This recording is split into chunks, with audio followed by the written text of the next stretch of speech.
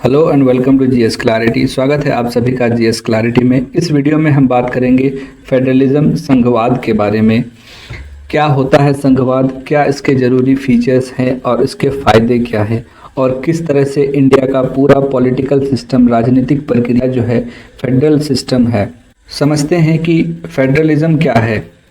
देखिए, एक political system है जिसमें सरकार की जो पावर होती है वो दो स्तर पर होती है, सेंट्रल लेवल पर और रीजनल स्टेट लेवल पर होती है। इसके ज़रूरी फीचर्स में पहला फीचर्स यही होता है कि सेंटर और स्टेट दो गवर्नमेंट होनी चाहिए, जिसमें संविधान सर्वोपरि होनी चाहिए, सुपरमेसी होनी चाहिए, रिजिड कॉन्स्टिट्यूशंस होनी चाहिए। क्यों होनी चाहिए ये दोनों फीचर्स? क्योंकि स्टेट और सेंटर अपने हिसाब से संविधान की को चेंज ना कर सके, इसके लिए। चौथा जो फीचर्स होनी चाहिए, पावर दो स्तर पर डिवाइडेड होना चाहिए। इस बात का जिक्र कॉन्स्टिट्यूशंस में होना चाहिए, ना कि कोई ऑर्डिनरी लॉ केंद्र बनाकर राज्य को पावर दे। इंडिपेंडेंट जुडिशरी, स्वतंत्र न्यायपालिका होनी चाहिए। न्यायपालिका ना ही लेजिस्लेटिव पर डिपेंड होनी चाहिए, ना ही एग्जीक्यूटिव पर होनी चाहिए। इसके कारण यही है कि अगर सेंटर और स्टेट पर किसी बात को लेकर कॉन्फ्लिक्ट हो जाता है, मनमुटाव आ जाता है, तो इंडिपेंडेंट कोई तीसरा पार्टी होनी तो चाहिए इन दोनों को मिलाने के लिए। इसलिए हमें एक स्वतंत्र न्यायपालिका इस सिस्टम के अंदर होनी चाहिए। फेडरल सिस्टम में ये एक ज़रूरी फीचर है। बात करते हैं इससे फ़ायदा क्या है। फेडरल सिस्टम अगर कोई भी देश अपनाता है तो उससे क्या फ़ायदा है। देखिए, फेडरल सिस्टम का जो पहला फ़ायदा है कि कोई भी देश जिसमें सोसाइटी प्लूरल हो, जिसमें कई तरह के कल्चर हो, संस्कृति हो, कई भाषा बोलने वाले हो, कई धर्म जाति के लोग हो, उनके लिए ये मोर इफेक्टिव तरीके से काम करता है। कैसे? इसमें हमने कहा कि दो स्तर पर सरकार होती है, सेंटर पर और स्टेट पर। स्टेट की जो सरकारें होती है वो लोगों की क्या नीड है, क्या डिमांड है, क्या ज़रूरतें हैं, किस तरह की उनकी संस्कृति है, उनकी क्या भाषा है, इन सब चीज़ों से मतलब लोगों से वो ज़्यादा जुड़ी हुई होती है क्षेत्रीय लेवल पर। इससे होता कि लोगों की कल्चर, उसकी लैंग्वेज, उसके रिलीजन्स का सरकार उसको वैल्यू करती है, कद्र करती है। उसको हो सकता है कि कोई यूनिक हो कल्चर, कोई यूनिक हो, कुछ बाकी जो मुख्य धारा के जो समाज है उससे एक अलग हटकर कोई कल्चर हो किसी जाति धर्म का, तो उसको वो प्रोटेक्ट, बचाने की कोशिश करती है, प्रोटेक्ट करती है। इस वजह से ये ज़्यादा सक्सेस होती है प्लूरल सोसाइटी में। दूसरा है कि मोर डेमोक्रेटिक होती है और लोगों के करीब होती है। लोगों के करीब कैसे होती है? क्योंकि क्षेत्र की जो रीजनल गवर्नमेंट होती है, रीजनल जिसको हम स्टेट लेवल की कहते हैं, वो लोगों से ज़्यादा करीब हो, ज़्यादा जुड़ी होती है। डेमोक्रेटिक नेचर होती है, लोगों के जो डिमांड होती है उसको सुनने का काम करती है। जैसे हम अपने MP MLA रिप्रेजेंटेटिव भेजते हैं तो वो हमारे बातों को ज़्यादा अच्छे से रखते हैं, हमारे क्षेत्र के नेता, इसलिए मोर डेमोक्रेटिक होती है। तीसरा होता है फ़ायदा कि ये मल्टी रिस्पॉन्सिबल होती है। हम कहेंगे डबल इंजन वाली सरकार होती है, जिसमें सेंटर पर भी रिस्पॉन्सिबिलिटी हो, जिम्मेदारी हो सेंटर की भी, और स्टेट की भी जिम्मेदारी होती है कि लोगों को विकास करे। दोनों का मेन मकसद क्या होना चाहिए? डेवलपमेंट, विकास। इसलिए डबल पावर से काम करती है।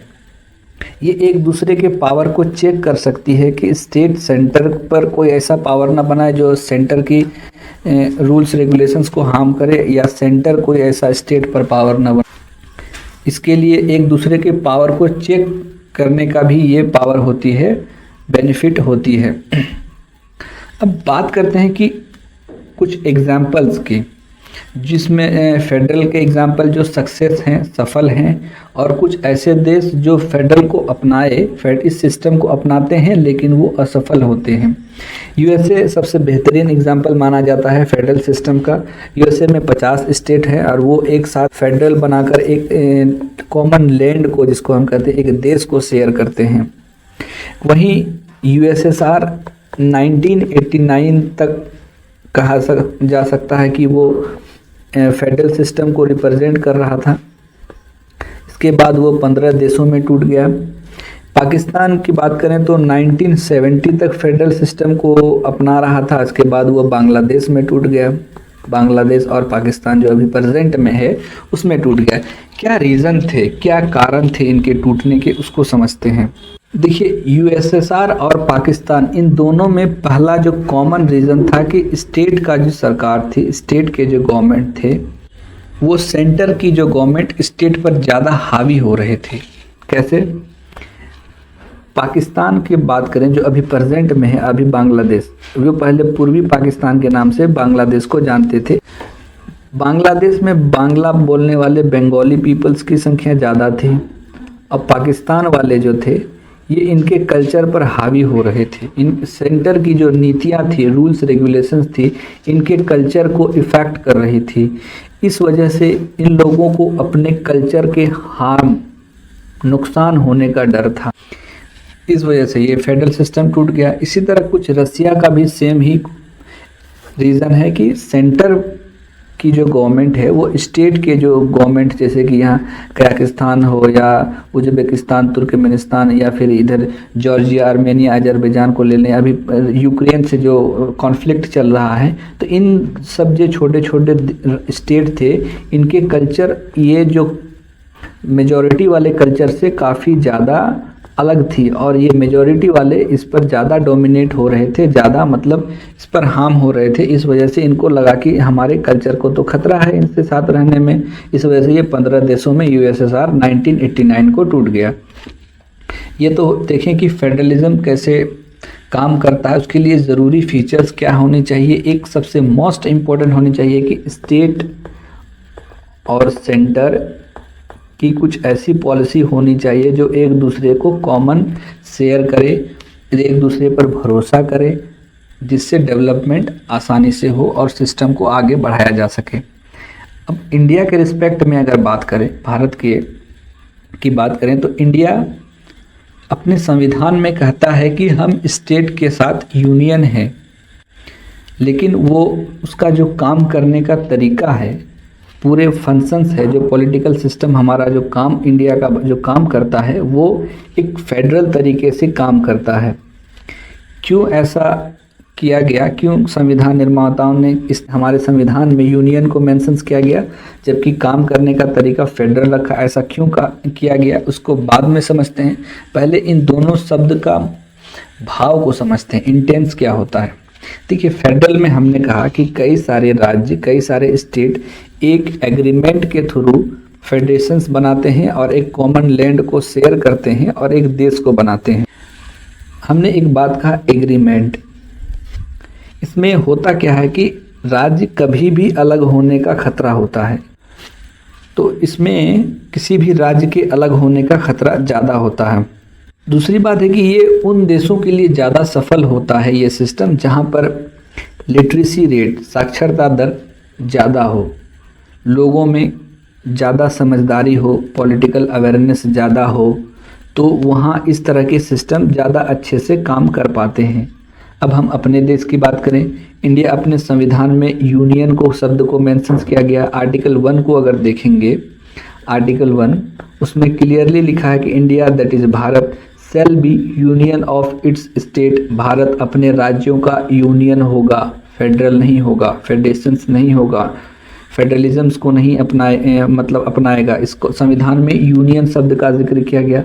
यूनियन में होता क्या है कि कई सारे स्टेट एक कॉमन लैंड को शेयर करते हैं, एक साथ आते हैं और एक देश बनाते हैं, लेकिन ये स्टेट एग्रीमेंट के थ्रू नहीं आते हैं। इसमें एग्रीमेंट जैसे शब्द का इस्तेमाल नहीं होता है यूनियन में।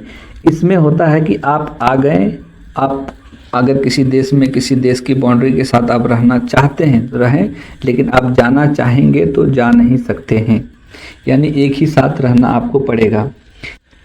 संविधान में यूनियन शब्द को क्यों जोड़ा गया, फेडरल को क्यों नहीं जोड़ा गया, इसके कारण को समझते हैं।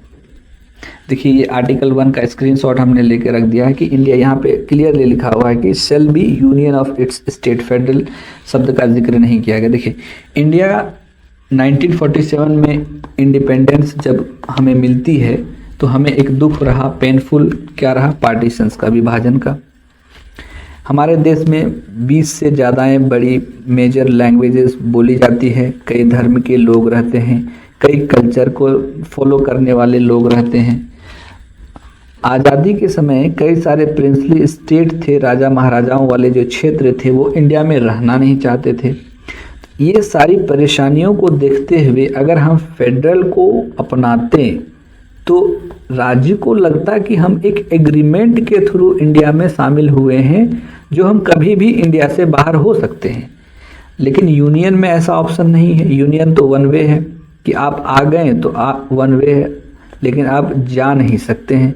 इसीलिए हमारे देश के संविधान निर्माताओं ने यूनियन शब्द को इस्तेमाल किया संविधान में, जबकि हमारा काम करने का तरीका जो है राज्य और केंद्र दोनों एक साथ मिलकर एक फेडरल जो सिस्टम जैसे फंक्शंस करता है उसी तरह से काम करता है।